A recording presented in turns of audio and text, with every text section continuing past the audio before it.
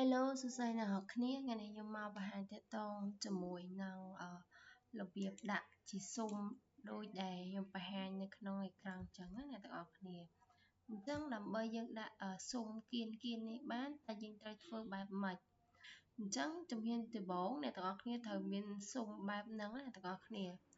អញ្ចឹងស៊ុំនេះខ្ញុំបាន download ហើយគឺខ្ញុំចូលមកកាន់ file ហើយយកពាក្យថា open បន្ទាប់មកខ្ញុំទុកវានៅកន្លែង download អញ្ចឹងអ្នកទាំងអស់គ្នាទុកនៅកន្លែងណាអ្នកទាំងអស់គ្នាយកពីកន្លែងហ្នឹងយកមកដាក់អញ្ចឹងយើង select ហើយយើងចុចពាក្យថា open មកឥឡូវហ្នឹងនេះគឺជារបស់ខ្ញុំដែលវាសម្រាប់ដាក់ស៊ុំនៅគៀនហ្នឹងអញ្ចឹងអ្នកទាំងអស់គ្នាចង់យកវាទៅដាក់គឺយើងចូលមកកាន់ page នេះសិនឥឡូវខ្ញុំលុបរូបនេះមួយចោលអ្នកទាំងអស់គ្នា sorry អ្នកទាំងអស់គ្នាចាំតិចអញ្ចឹងយើងចុចអានេះមកហើយចុចនេះអញ្ចឹងរូបដែលយើងត្រូវលុបគឺអានេះអញ្ចឹងអ្នកទាំងអស់គ្នាកុំភ្លេចចុចអាក្បាល2នៅខាងលើនេះណាអញ្ចឹងខ្ញុំចុច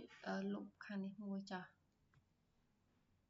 អញ្ចឹងបន្ទាប់ពីខ្ញុំចុចលុបមកគឺខ្ញុំដកសញ្ញាគ្រីសវិញបន្ទាប់មកខ្ញុំយក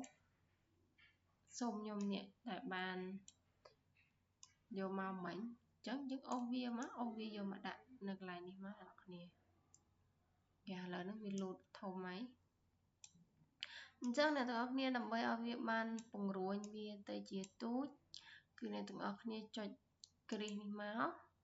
អញ្ចឹងឃើញអ្នកទាំងអស់គ្នាឃើញវាលូតមកបែបនេះអត់អញ្ចឹងចុចសញ្ញាព្រួយទាញវាឲ្យទូចមកយកមានចុច control អីណាអ្នកទាំងអស់គ្នាគ្រាន់តែទាញវាមកឲ្យវាទូចម្ដងតិចទា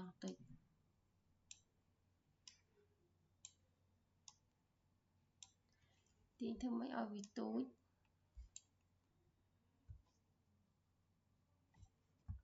sorry អ្នកគ្នា